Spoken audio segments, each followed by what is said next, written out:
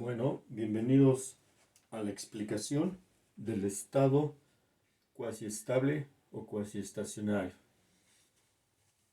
Esta es normalmente una hipótesis que se utiliza para resolver problemas de transporte, de fenómenos de transporte.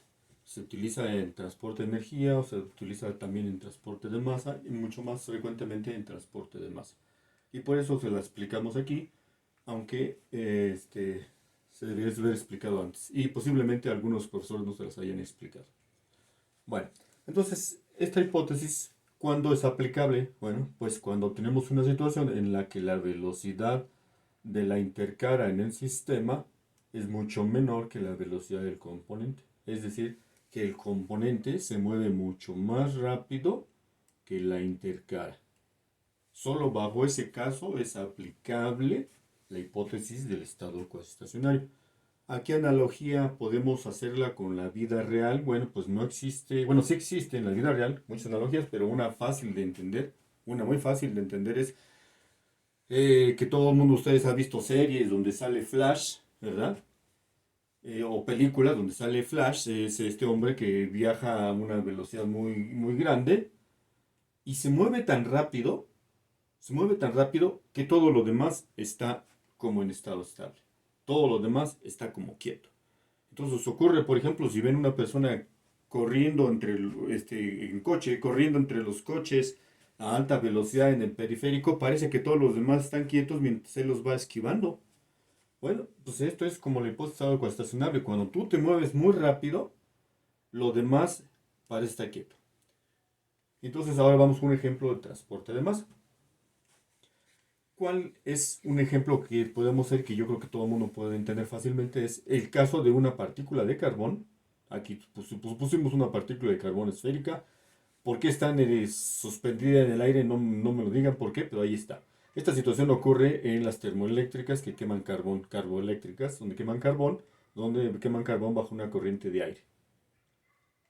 Esto se da con una chispita cuando sale un trocito, una particulita expulsada de carbón, una fogata. Esas chispitas que ustedes ven es esta situación que está aquí.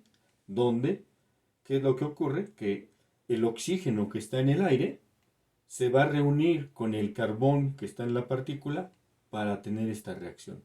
Y esta reacción pues libera energía, ¿verdad? Y es que el carbón reacciona con el oxígeno para dar monóxido de carbono.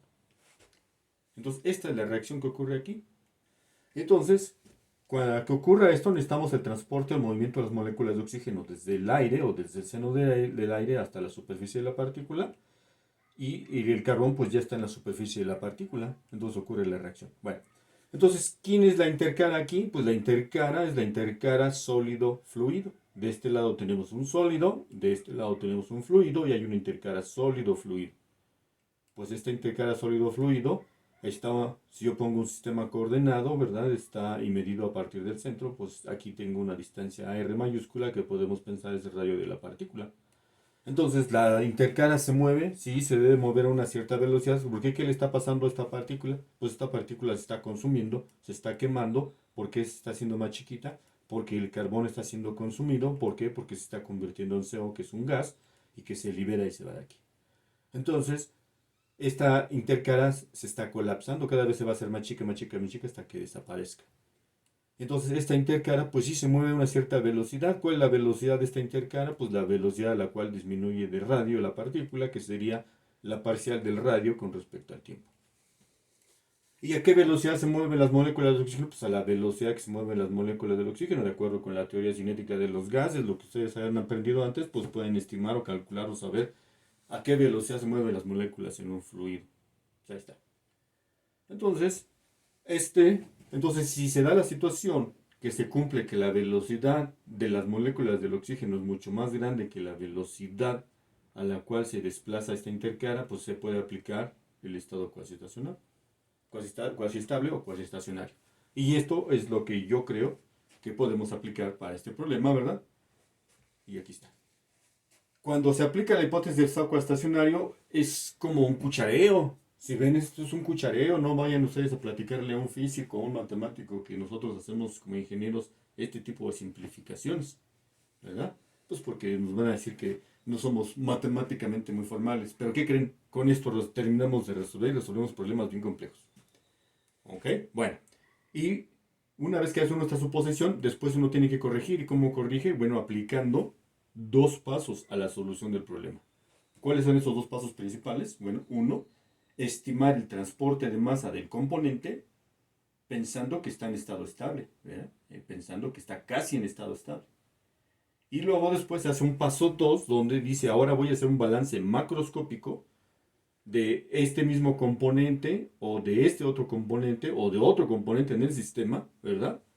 Que me permita, haciendo este balance macroscópico en estado inestable, resolver el problema. Y este balance pues, puede ser en otra fase. Aquí podríamos escoger de dos fases. Tenemos solamente una fase que es el gas y la otra fase es el sólido. Entonces, aquí se hará un segundo balance, ya sea de carbono, de oxígeno, de monóxido de carbono, y ya sea en la partícula o en el oxígeno, que son las fases que tienen volumen. Entonces, solo en las partes del sistema que tienen volumen, pues se pueden aplicar los balances. ¿Ok? Bueno, entonces, esto es la hipótesis del estado cuasi estable.